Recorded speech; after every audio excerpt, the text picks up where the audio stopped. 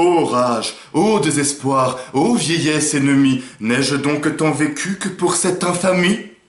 Alors aujourd'hui, vous l'aurez compris, on va parler des techniques de rime poétiques, on va revenir sur les quatrains, on va parler des mystiches, on va aussi parler de types de vers différents, voilà, toutes sortes de choses qui vont bien vous casser les couilles, hein, comme un bon petit cours de français, hein, j'ai envie de vous dire.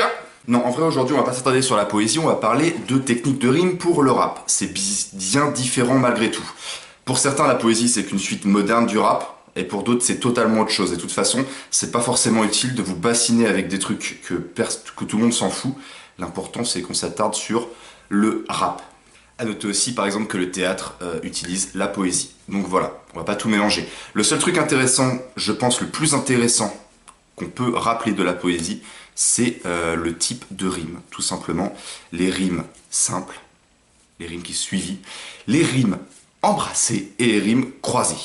Tout simplement parce qu'on y reviendra après. Pour le reste, on s'en fout mon pote! Donc tout le monde sait ce que c'est qu'une rime, c'est un jeu de sonorité, généralement placé à la fin de la phrase, ou par exemple pour la poésie, placé aussi à la fin du premier hémistiche, de la césure, par exemple au milieu, ce qui fait qu'on retrouve plusieurs sonorités identiques, et parfois différentes mais qui se répètent, pour donner quelque chose de musical. Alors, à noter que beaucoup de rappeurs font des rimes riches.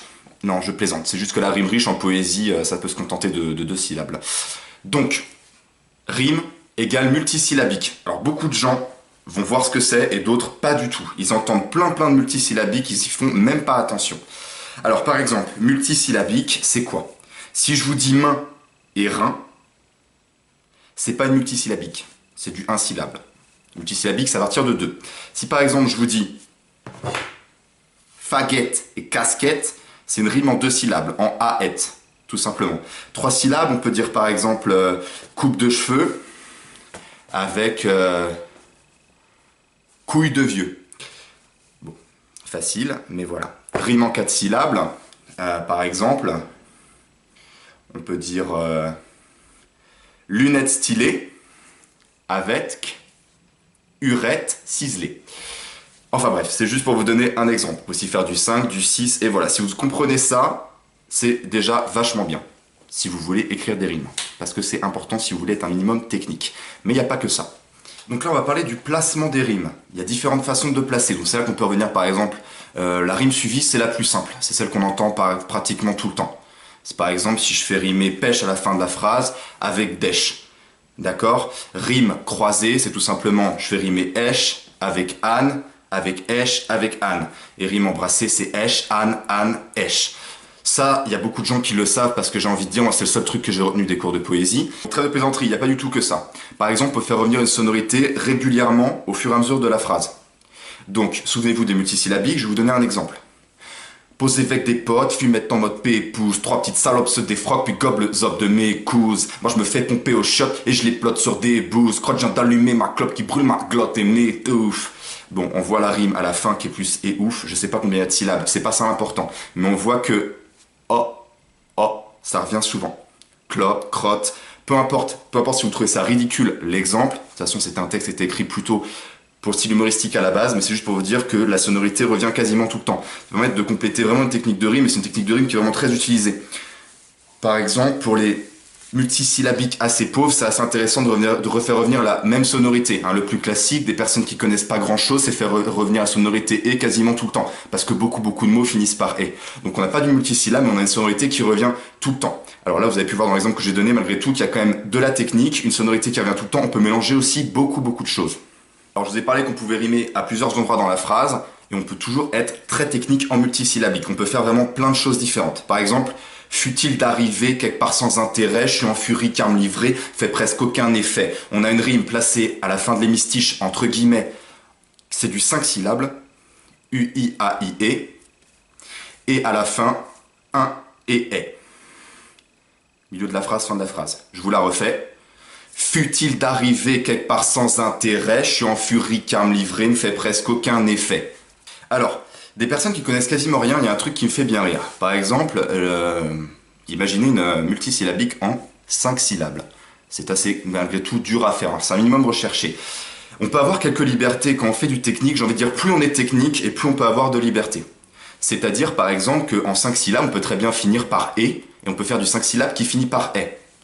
Et la personne qui connaît rien va dire, bah non, ça ne rime pas. C'est comme si qu'on fait du 5 syllabes qui finit par est et autre être. Ça se ressemble, mais pour certains, c'est pas une rime. On a fait du 5 syllabes, on n'a pas fini exactement par le même son.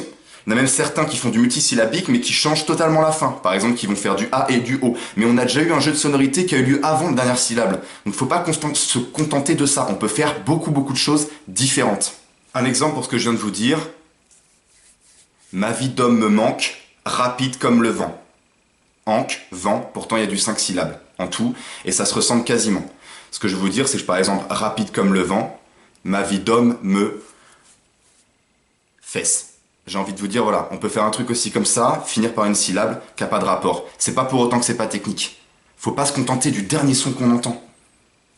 Alors avec les techniques des multisyllabes, on peut un petit peu s'amuser. Par exemple, haricot vert, serre d'artichaut. C'est toujours un exemple ridicule. A-I-O-R, R-A-I-O. On peut mélanger tout ça comme on veut. Je vais pas vous donner 10 000 exemples, mais on peut vraiment se faire plaisir. Alors une fois qu'on sait tout ça, il y a différentes manières de chercher la rime. On peut chercher la rime par exemple si on veut rimer en 3 syllabes, en 2 syllabes, en 4 syllabes, par rapport à un mot.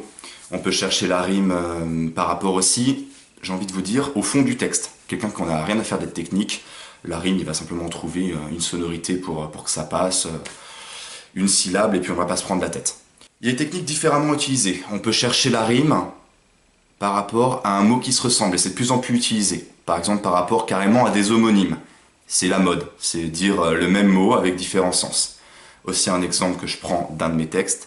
Le chemin de ma vie va-t-il du facile vers dur? Je reste fixé par mes écrits car je sais que mes vers dureront dans le temps. C'est à moi du liquide dans un verre dur. Pour que je roule un speed de weed avec ma verdure. Verdure, exactement la même chose. 4 sont différents. Un dérivé, c'est d'utiliser quasiment les mêmes sonorités. Là, on utilise aussi les consonnes. D'ailleurs, on va y revenir juste après. Par exemple, haricot vert et haribo vert. J'ai pas vraiment d'autres exemples. Haricot, haribo, des trucs qui se ressemblent énormément. Agriculture, agriculture, la culture d'Agrid. Harry Potter. Voilà pour vous donner un vrai exemple de tout ça. Alors, on a quasiment fini, mais je vais finir par quelque chose que j'aurais pu dire au début, mais justement la transition me permet de le faire à la fin. On va parler plus des consonnes. Par exemple, une rime en une syllabe. Rein et main. Si par exemple on arrive romarin et qu'on finit par main, la rime sera non en un, mais en main. La consonne est aussi incluse, et ça c'est une règle de poésie, mais je vais pas trop rentrer dans la technique là-dessus. Ce qui veut dire qu'avoir la rime la plus propre possible qui ressemble plus à un autre mot, ça fait des rimes encore plus belles, mais ça fait des rimes aussi qui sont plus facilement trouvables. Il y a aussi les répétitions très connues de différentes consonnes, le son F qui revient tout le temps, pas forcément en rimant, par exemple phare, fait, dans la phrase, c'est très connu, mais je ne reviendrai pas, c'est pas forcément une technique de rime. Faut pas confondre, dans la poésie, on peut vraiment, la rime, on peut la mélanger aussi à la façon de dire les phrases, l'intonation et tout ça. Dans le rap, si je reviens sur l'intonation de voix, sur le fait d'appuyer des syllabes avec la rime, c'est quelque chose qui fait partie de la rime, mais c'est quelque chose qui est pour la compléter, donc c'est quelque chose qu'on verra plus tard. Pour finir, quel est l'intérêt de la rime? L'intérêt de la rime, ça permet déjà d'améliorer énormément la forme. Plus on aura de sonorités qui se répètent, et plus ce sera bien formé. Pourquoi? Parce que ce sera mélodieux et musical.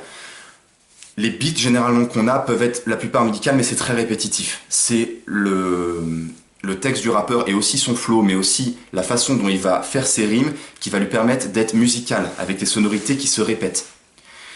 Ça permet aussi d'améliorer le fond d'un texte, puisque plus la forme sera belle et plus le fond pourra passer. Attention, ça peut aussi dénaturer le fond. Si vous avez envie d'écrire quelque chose que vous avez sur le cœur et vous voulez absolument être technique, je suis pas sûr que... C'est très dur. Vraiment, quand on veut dire quelque chose de très personnel et le faire avec le maximum de multisyllabique et de technique de rime, c'est vraiment très dur. Et voilà, faut pas hésiter des fois à baisser un peu la technique, hein.